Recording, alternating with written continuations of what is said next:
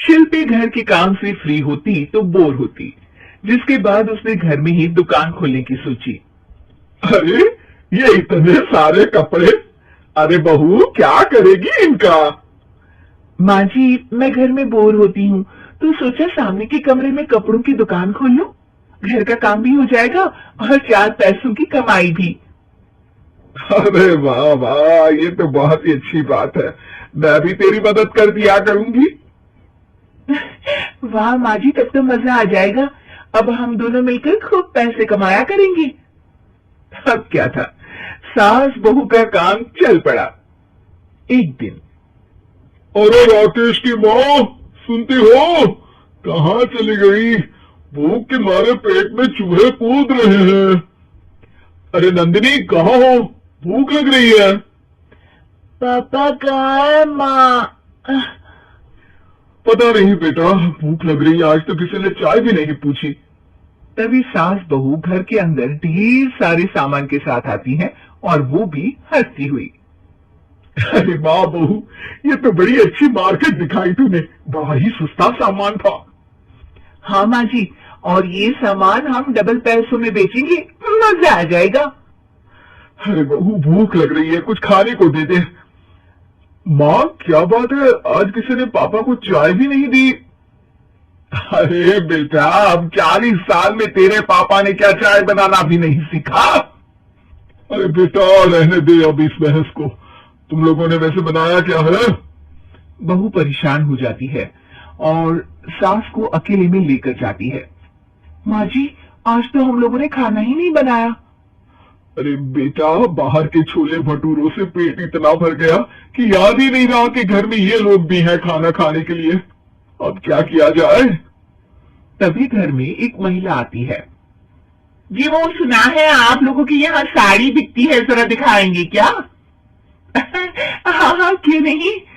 माँ जी, आप इन्हें साड़ी दिखाइए, मैं तब तक पिताजी और इनके लिए खाने का इंतजाम करती हूँ। सास उस औरत को लेकर सामने वाले कमरे में चली जाती है जहाँ उन लोगों ने दुकान खोली थी। वहीं बहू भी किचन में चली जाती है। अब इतनी जल्दी क्या बनाऊं? पापा जी तो खाने के लिए भी बैठ गए हैं।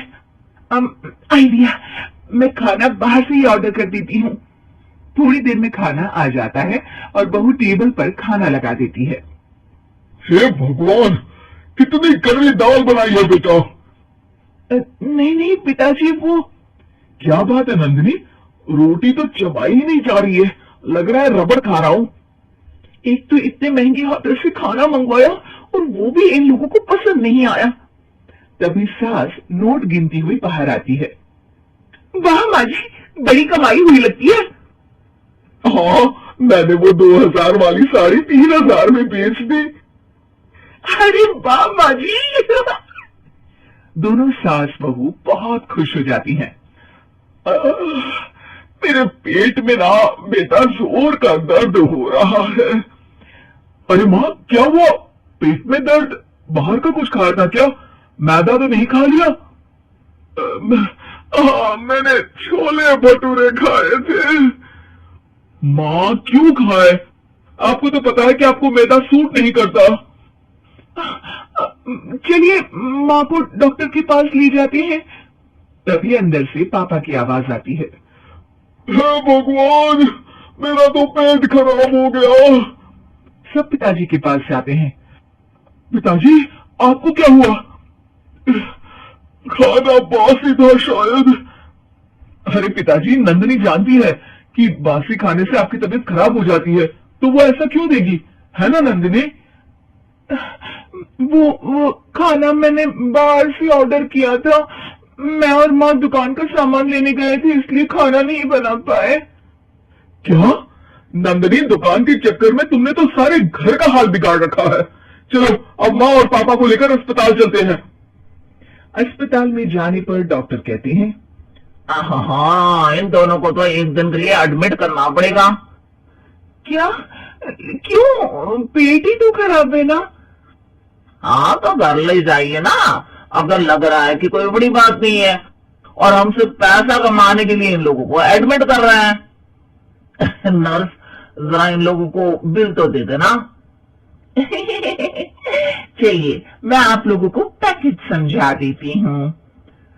जब बहू के हाथ में बिल आता है, हे भगवान, 60,000 रुपए, इतना तो मैंने कमाया भी ना था।